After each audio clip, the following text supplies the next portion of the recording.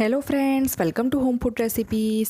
આજે આપણે લોનાવાલાની famous chocolate chikki ઘરે કેવી રીતે બનાવવી એ જોઈશું. તમે જોઈ શકો છો આ ચિક્કી એકદમ પરફેક્ટ અને પતલી બને છે. હું તમને તોડીને પણ બતાવું છું કે કેટલી સરસ ક્રિસ્પી બને છે. ખાવામાં આ ચોકલેટ ફ્લેવરની ચિક્કી ખૂબ જ ટેસ્ટી લાગે છે અને દરેક જગ્યાએ આ ચિક્કી મળતી પણ નથી. તો ચલો એકદમ પરફેક્ટ માપ અને ટિપ્સ સાથે ચોકલેટ ચિક્કી બનાવવાનું શરૂ કરીએ. સૌથી પહેલાં આપણે ગેસ ઉપર એક પેન ગરમ કરવા મૂકીશું. એમાં 200 ml વાળો 1 કપ કાચા સિંગદાણા ઉમેરીશું. ગ્રામમાં આ 120 ગ્રામ સિંગદાણા છે. હવે આપણે એને ધીમા તાપે વચ્ચે વચ્ચે હલાવતા રહીને ક્રિસ્પી થાય ત્યાં સુધી શેકી લઈશું. 3 થી 4 મિનિટમાં આપણા સિંગદાણા શેકાઈ જશે. આ સ્ટેપ ખૂબ જ જરૂરી છે. પછી તમે સિંગદાણાની ચિક્કી બનાવતા હોય, તલની ચિક્કી બનાવતા હોય કે મમરાની ચિક્કી બનાવતા હોય, પહેલાં એને આ રીતે ડ્રાય રોસ્ટ કરી લેશો તો એ ખૂબ જ સરસ ક્રિસ્પી બનશે. જો તમે વગર શેકે ડાયરેક્ટ તલ, મમરા કે સિંગદાણાની ચિક્કી બનાવવા જશો તો ગોળનો પાયો ભલે તમે એકદમ પરફેક્ટ બનાવ્યો હશે તો પણ ચિક્કી ખાવામાં ચવડ બનશે અને ખાતી વખતે દાંતોમાં પણ ચોંટશે. તો આ રીતે પહેલાં એને શેકી લેવું ખૂબ જ જરૂરી છે. અહીંયા મેં વચ્ચે વચ્ચે હલાવતા રહીને સિંગદાણાને ધીમા તાપે 3 થી 4 મિનિટ માટે શેકી લીધા છે. એમાંથી બધો જ જે ભેજ છે એ નીકળી ગયો છે. હવે આપણે એને એક પ્લેટમાં કાઢીને ઠંડા કરીને છોલી લઈએ. જ્યાં સુધી આપણા સિંગદાણા ઠંડા થાય છે ત્યાં સુધીમાં આપણે કિચન પ્લેટફોર્મ ઉપર જ્યાં ચિક્કી ફેલાવવાની હોય તેને તેલ લગાવીને ગ્રીસ કરી લઈએ. કિચન પ્લેટફોર્મને તમારે પહેલાં ધોઈને સૂકવીને ક્લીન કરી લેવાનું છે, એ પછી જ તેલ લગાવવાનું છે. આ સ્ટેપ તમારે ચિક્કી બનાવવા પહેલાં જ કરી લેવાનું છે. જો તમે પછી આ પ્રોસેસ કરવા જશો તો ચિક્કીનું જે મિશ્રણ છે એ પેનમાં જ જામી જશે. અહીંયા મેં સિંગદાણાને પણ ઠંડા કરીને છોલીને તૈયાર કરી લીધા હતો, તો એને આપણે નાના મિક્સર જારમાં એડ કરીને અધકચરું ક્રશ કરી લઈએ.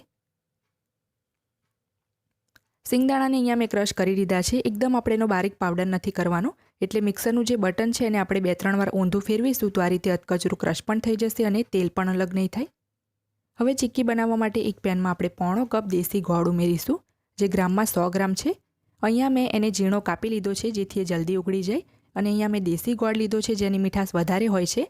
જો તમે આની જગ્યાએ વ્હાઈટ કોલ્હાપુરી ગોળ લેતા હોય તો તમારે 120 ગ્રામ સિંગદાણા સામે 120 ગ્રામ ગોળ લઈ લેવાનો છે.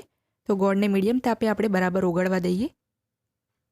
અહીંયા તમે જોઈ શકો છો ગોળ આપણો સરસ ઓગળી ગયો છે. તો સતત એને હલાવતા રહેવાનું છે, નહીં તો એ નીચેથી બળવા લાગશે. અને ગોળ ઓગળી જાય એ પછી આપણે ગેસ એકદમ ધીમો કરી દેવાનો છે. ચિક્કી બનાવવા માટે ખાસ તો ગોળને પરફેક્ટ રીતે કૂક કરવો ખૂબ જ જરૂરી છે.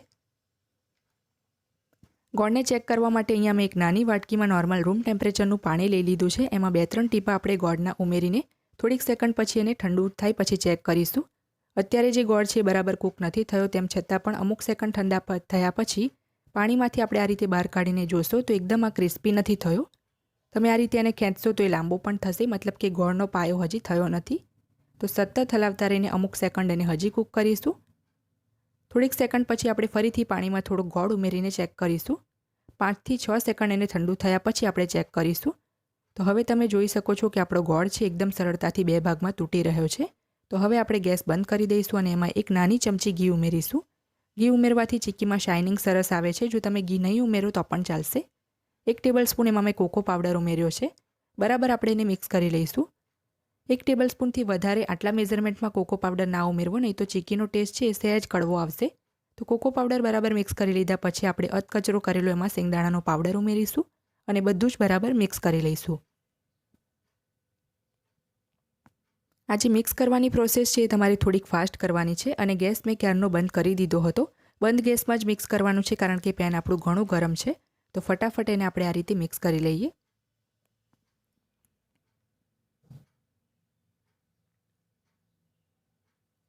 બરાબર મિક્સ કરી લીધા પછી આપણે આ મિશ્રણને તેલથી ગ્રીસ કરેલા પ્લેટફોર્મ ઉપર એડ કરી દઈશું અને ચમચીની મદદથી આ રીતે જે લાગેલું છે એને કાઢી લઈશું. હવે મેં સ્ટીલની એક ફ્લેટ વાટકીને તેલ લગાવીને ગ્રીસ કરી લીધી છે. એની મદદથી દબાવતા રહીને આપણે એને સ્ક્વેર શેપમાં ફેલાવી લઈશું. હાથથી પણ તમારે થોડું થોડું આ રીતે એને સ્ક્વેર શેપમાં લાવતું જવાનું છે. તો ચિક્કીના એકદમ પરફેક્ટ સ્ક્વેર પીસ બનશે. એક જાડી વેલણને મેં પહેલેથી જ તેલ લગાવીને ગ્રીસ કરી રાખી હતી. એની મદદથી એને વણીને આપણે પતલી કરી લઈશું. લોનાવાલાની જે ચિક્કી છે આટલી પતલી નથી હોતી, પણ મને પતલી ચિક્કી વધારે પસંદ છે, તો અહીંયા મેં જેટલી બની શકે એટલી એને પતલી જ ફેલાવી છે. તો આ ચિક્કી જ્યારે ગરમ હોય ત્યારે જ આપણે આ રીતે સાઈડ પરથી ચારે બાજુથી એને કટ કરી લઈશું વધારાનો ભાગ, જેથી ચિક્કી એકદમ પરફેક્ટ ચોરસ ટુકડામાં જ બને. આનાથી પહેલાં પણ મેં તલની ચિક્કી અને સિંગદાણાની ચિક્કી કેવી રીતે બનાવી એ બધું જ પરફેક્ટ માપ સાથે શીખવાડ્યું છે. જો તમારે એ બંને રેસીપી જોવી હોય તો વિડીયોની નીચે ડિસ્ક્રિપ્શન બોક્સમાં એની હું લિંક આપી દઈશ. તો વચ્ચેથી પણ આપણે એને ચોરસ ટુકડામાં કટ કરી લઈશું. તમને નાના મોટા જેવા ટુકડા પસંદ હોય એ રીતે તમે કટ કરી શકો છો. લોનાવાલાની ચિક્કીના એકદમ નાના સ્ક્વેર પીસ હોય છે. અહીંયા મેં થોડા મોટા રાખ્યા છે. તો 5 મિનિટ એને આપણે ઠંડી થવા દઈએ. 5 મિનિટ પછી આપણી ચિક્કી એકદમ સરસ ઠંડી થઈ ગઈ છે. તો આપણે જ્યાંથી કટ લગાવ્યા હતા ત્યાંથી એને આ રીતે ચોરસ ટુકડામાં તોડી લઈએ. તમે જોઈ શકો છો કેટલા સરળતાથી એના સ્ક્વેર પીસ થાય છે. અને ઘી ઉમેર્યું હતું તો ચિક્કીમાં એકદમ સરસ શાઇનિંગ પણ આવી છે. તો આ જ રીતે આપણે બધા જ ચિક્કીના ટુકડા અલગ કરી લેવાના છે.